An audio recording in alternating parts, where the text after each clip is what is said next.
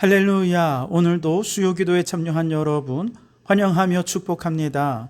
오늘도 말씀 속에 기도의 제목을 찾아 간절히 부르짖어 기도함으로 하나님의 뜻을 이루는 이 밤이 되기를 주님의 이름으로 축원합니다. 자, 오늘은 사무엘하 23장 3절에서 7절까지 말씀을 봉독해 드립니다. 하나님의 말씀을 경청하시기 바랍니다. 이스라엘의 하나님이 말씀하시며 이스라엘의 반석이 내게 이르시기를 사람을 공의로 다스리는 자, 하나님을 경외함으로 다스리는 자여, 그는 돋는 해의 아침빛 같고 구름 없는 아침 같고 비 내린 후의 광선으로 땅에서 움이 돋는 새풀 같으니라 하시도다. 내 집이 하나님 앞에 이같이 아니하냐. 하나님이 나와 더불어 영원한 언약을 세우사 만사에 구비하고 견고하게 하셨으니 나의 모든 구원과 나의 모든 소원을 어찌 이루지 아니하시리야. 그러나 사악한 자는 다 내버려질 가시나무 같으니 이는 손으로 잡을 수 없음이로다. 그것들을 만지는 자는 철과 창자루를 가져야 하리니 그것들이 당장에 불살리리로다 하니라.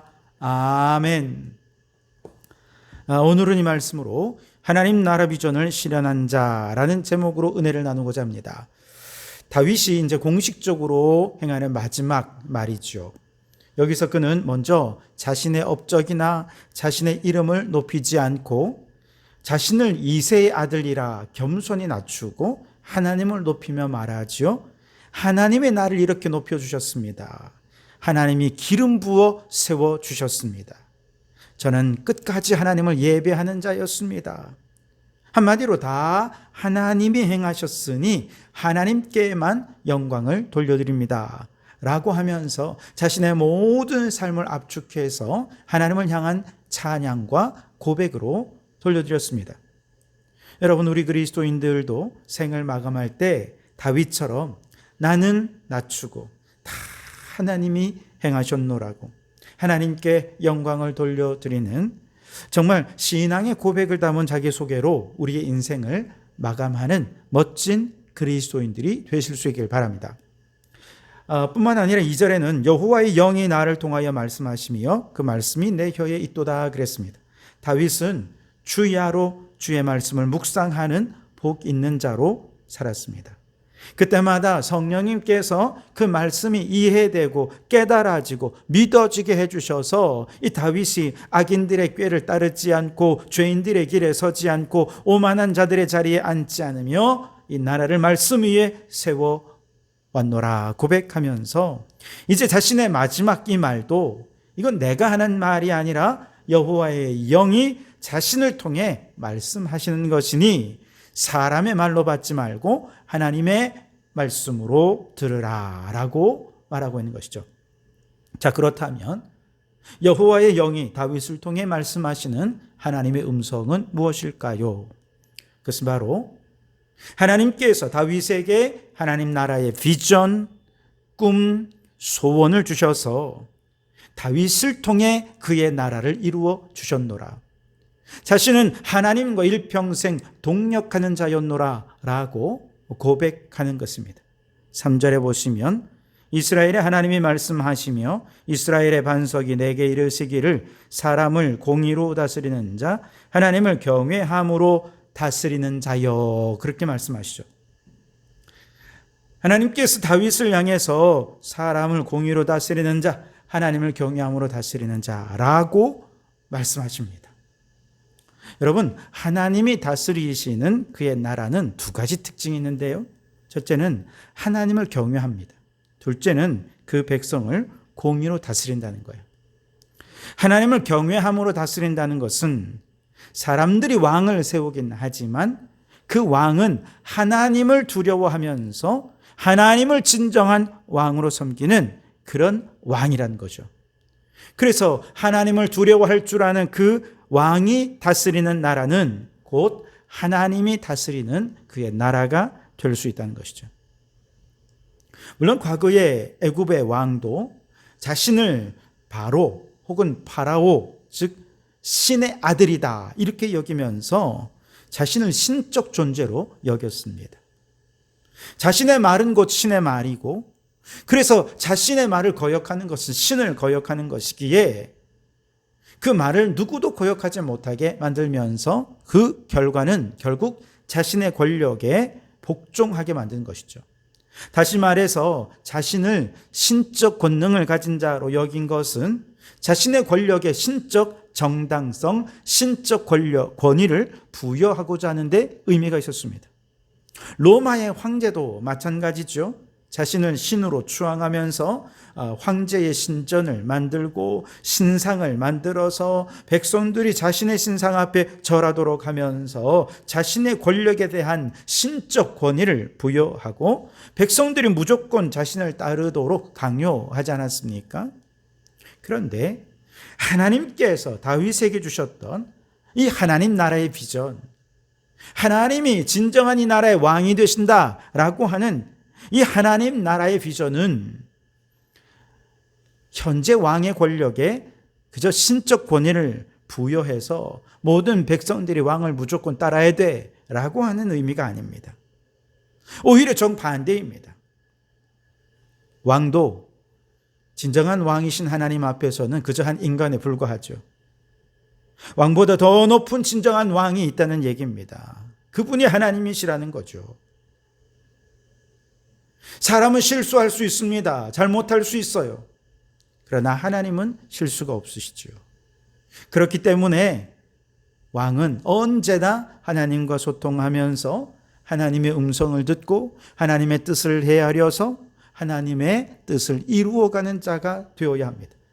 그래서 왕은 진정한 왕이신 하나님의 뜻을 이룰 도구가 되고, 그러니 하나님 앞에서 교만하거나 혹은 백성들에게 잘못된 정치를 펼친다면 얼마든지 하나님에 의해 심판받을 수 있는 존재가 되는 거죠. 그래서 왕은 진정한 왕이신 하나님 앞에 겸손히 하나님을 두려워하고, 더 나아가 이 백성들을 하나님의 공의와 정의로 다스리는 자가 되어야 한다는 것이죠. 하나님은 공의와 정의의 하나님이시지요. 그러니 하나님을 경외하는 왕은 당연히 그 백성을 공의롭게 정의롭게 다스려야 했던 것입니다. 이때 공의는 하나님의 공의입니다. 하나님의 공의의 근거는 어디에 있습니까? 말씀에 있습니다. 왕은 하나님을 경외하는 마음으로 하나님의 말씀을 따라 공의롭게 그 나라를 잘 다스리고 있다면 이제 그 나라는 누가 지키느냐? 하나님이 지키시고 하나님이 왕이 됐습니다. 그러니 왕은 어떤 위기 상황에서도 두려워할 이유가 없는 것이죠. 미국의 16대 대통령 에브라함 링컨이 대통령에 취임하고 나서 얼마 안 있어 남북전쟁이 일어났죠. 남군의 리 장군은 수많은 병사를 이끌고 워싱턴에서 그다지 멀지 않은 펜실베니아의 게티스버그를 향해 밀어닥치고 있었습니다. 이에 대한 대책을 논의하기 위해 백악관에서는 링컨 대통령을 비롯한 여러 강요들이 모여 회의를 했습니다. 모두들 긴장한 표정이 역력했습니다. 그런데 유독 링컨 대통령은 조금도 긴장하지 않고 평안한 모습을 유지하고 있는 거죠. 그 모습을 보면서 강요 중 한 사람이 놀라운 듯이 물었습니다. 각하, 지금 리 장군의 군대가 게티스버그로 몰려오고 있습니다. 잠시 후면 미국 전역의 전쟁의 도가니로 변해버릴 위기에 있는데 대통령은 어쩜 이렇게 침착하실 수 있습니까? 그러자 링컨은 미소를 띠며 이렇게 대답을 했다고 합니다. 우리는 조금도 두려워할 필요가 없소. 나는 어젯밤 늦게까지 하나님께 기도를 드렸소. 아무리 생각해도 전쟁의 승패를 결정하시는 분은 하나님밖에 없다고 판단되었기 때문이요. 어제도 역시 하나님은 나의 기도를 들어주셨소. 의를 위해 싸우는 우리에게 승리가 있을 것임을 나는 확신할 수 있었소. 하나님께서 우리를 위하시는데 우리가 두려워할 까닭이 무엇이겠소? 라고 대답했다는 거예요. 대통령이 그렇게 평안하니 모든 강요들의 마음도 평안해졌고 전쟁에서 승리를 다짐할 수 있었다는 것이죠. 다윗도 그가 통치하는 기간 내내 얼마나 많은 어려움이 있었습니까? 우리가 아는 것만 해도 한두 개가 아니죠. 압살롬의 반역, 세바의 반역 등등 반역과 배신으로 얼룩진 생활이었습니다. 그러니 그 마음은 썩어 문드러지죠. 얼마나 힘들었겠습니까? 심지어 왕궁을 버리고 급히 도망쳐야 했을 때 그는 자신을 죽이려고 달려오는 아들의 군대로 인해 얼마나 두려웠겠습니까? 그런데 그때 다윗의 마음에 확신할 수 있는 두 가지가 있었는데, 하나는 나는 지금까지 하나님을 진정으로 두려워하면서 나는 하나님만 두려워해 왔어. 그 누구도 두려워함 없이 하나님을 경외하는 그런 나라로 통치해 왔어. 또 하나는 백성들에게는 하나님의 말씀에 근거해서 공의롭게 이 나라를 다스려 왔어 라고 하는 확신이 있었어요. 그러니 그 나라는 이제 누구의 나라입니까? 하나님의 나라죠. 그렇다면 다윗은 두려워할 이유가 없었던 것입니다. 우리도 마찬가지죠. 우리가 인생을 살면서 수많은 위기의 상황을 만납니다. 그리고 위기와 또 어려움 속에서 두려움과 불안을 우리가 가질 때가 있을 텐데요. 이때 우리는 두 가지를 확인하면 됩니다. 하나님을 내가 경외하고 있는가? 언제나 하나님의 말씀에 근거하여 공의롭게 모든 일들을 처리하였는가? 여러분, 만일 이것이 분명하다면 누가 우리를 공격해 와도 두려워할 이유가 없을 것입니다. 왜냐? 하나님이 내 삶을 다스리시는 나의 왕이고 나의 주인이시기 때문에 그렇습니다. 그렇다면 하나님은 반드시 우리를 지켜주시고 승리케 하실 줄 믿습니다. 그런데 아무리 생각해봐도 이 두 가지를 확신할 수가 없어요. 그렇다면 지금 여러분에게 닥친 이 위기는 어떤 의미일까요? 이 두 가지 원칙을 제대로 세우라는 거예요. 그래서 하나님이 내 삶을 다스릴 수 있도록 삶의 주권을 하나님께 내어드리도록 하나님께서 기회를 주신 것입니다. 그러니 여러분, 다윗처럼 내가 왕이 아니라 하나님이 내 삶의 왕이 되시도록 하나님께 모든 주권을 내어 맡기는 성도들이 되시기 바랍니다. 그럴 때 우리의 삶에 어떤 복이 임하느냐, 4절에 보시면 그는 돋는 해의 아침빛 같고 구름 없는 아침 같고 비 내린 후 광천으로 땅에서 우미 돋는 새 풀 같으니라 하시도다. 아멘. 무슨 뜻입니까? 간밤에 아무리 추워 떨었어도 아침 해가 돋아 빛이 비추어 오면 그 따스한 열기에 온몸이 사르르 녹아내리죠. 긴장이 풀어지면서 몸의 활력을 되찾게 되는 것입니다. 그렇습니다. 하나님이 우리를 다스릴 때 우리의 마음에 다시 한 번 더 얼어붙었던 그 모든 것들이 녹아내리면서 사랑의 온기가 회복되고 삶의 활력이 회복되는 역사가 나타나게 될 줄 믿습니다. 뿐만 아니라 비가 내리기 전 눈앞에는 온갖 오염물질이 대기를 뒤덮고 있어서 호흡하는 것조차 곤란해질 수 있죠. 그런데 여러분, 비가 막 쏟아지면요, 한 10분 정도 지나면 비는 대기 중의 모든 오염물질을 다 씻어내어서 아주 대기가 맑아지고 깨끗해집니다. 그러니 비 내린 후에 깨끗해진 공기를 크게 들이마시면 얼마나 신선하고 마음이 상쾌해지는지요? 그 깨끗해진 대지 위에는 태양의 빛이 비치고 새 풀이 돋아나게 되죠. 마찬가지입니다. 하나님이 우리를 다스리시면 우리의 마음은 그렇게 신선하고 상쾌해집니다. 그리고 하나님 주시는 새 희망의 풀이 싹을 틔우게 되는 것이죠. 바라기는 하나님께 삶의 주권을 맡기는 여러분의 삶에 하나님의 따스한 온기가 여러분의 삶을 더 활력 있게 만들어내는 축복이 넘치기를 바랍니다. 하나님 나라의 새 희망이 싹이 돋아 올라와서 날마다 새롭고 활기차게 하나님 나라 백성으로 희망찬 삶을 살아가는 우리 성도들이 되실 수 있기를 주님의 이름으로 축원합니다. 자, 이처럼 하나님께서 다윗에게 하나님 나라의 비전을 심어주시고 다윗은 그 비전을 따라 부푼 가슴으로 나라를 통치한 결과 어떻게 되었느냐? 5절에 보시면 내 집이 하나님 앞에서 이같지 아니하냐? 하나님이 나와 더불어 영원한 언약을 세우사 만사에 구비하고 견고하게 하셨으니 나의 모든 구원과 나의 모든 소원을 어찌 이루지 아니하시랴 그랬습니다. 하나님 나라의 비전이 다윗을 통해 이 세상에 드러났다는 것이죠. 그랬더니 만사에 구비하고 견고하게 되었으며 모든 구원, 모든 소원을 하나님께서 이루어 주셨노라 고백하고 있는 것입니다. 여기서 만사에 구비하다라고 할 때 이 구비한다는 말은 히브리어로 나란히 줄을 지어 넣는 거예요. 혹은 차곡차곡 쌓아 올리는 것입니다. 여러분, 이것은 마치 여러분 차량 정비소에 가보면 모든 그 도구들을 아주 제대로 질서정연하게 잘 정비해 두고 있지 않습니까? 그래서 차량을 수리하다가 장비가 어디 있는지 정확히 알고 또 잘 쓰고 난 다음에는 제자리에 항상 갖다 두고 이렇게 하는 모습을 보지 않습니까? 하나님께서 다윗을 통해 하나님 나라의 비전을 이루어 가실 때 만사에 꼭 필요한 것들을 잘 정비하고 질서짓게 준비해 두셨다가 적재적소에 사용하신다는 것입니다.